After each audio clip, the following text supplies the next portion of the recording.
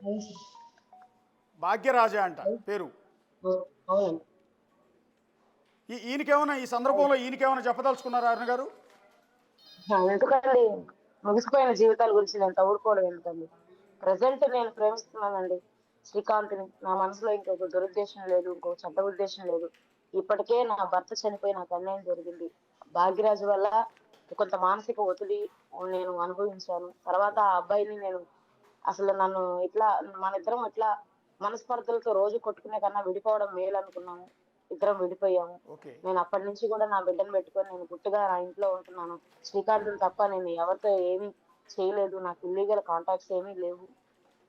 నాకు శ్రీకాంత్‌ని దక్కించుకోవాలన్న తపన తప్ప ఇంకొక ఆశయం గూడా లేదండి నాకు. చివరగా ఒక్క మాట అండి. ఒక్క మాట మళ్ళీ అడుగుతున్నాను మిమ్మల్ని. ఇలాంటి పరిస్థితుల్లో జీవిత ఖైదు పడిన వ్యక్తిని వదిలేసి మీరు హ్మ్. కావాలనుకుంటే వేరే ఎవరినైనా పెళ్లి చేసుకోవచ్చు, లైఫ్ని హ్యాపీగా లీడ్ చేయొచ్చు, మీ బిడ్డకు ఓ ఓకే. తండ్రిని ఇవ్వచ్చు. సో ఇతను ఓకే. జైల్లోంచి ఎప్పుడు వస్తాడో తెలియదు. ఇంకా అతని కోసం ఎదురు చూస్తూనే ఉంటారా ఎంతకాలం అయినా సరే? చూస్తానండి. ఎదురు చూస్తాను. నాకాయన మాటలు నేను ఇంటర్వ్యూకెళ్తానండి. ఆయన ఫోను వారానికి 3 సార్లు ఫోను చేస్తాడు. నెలకు 4 ఇంటర్వ్యూకెళ్తాను.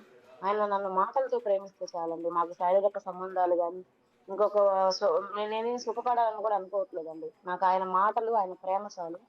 నా బిడ్డను కూడా ఆయన చాలా ప్రేమిస్తాడు.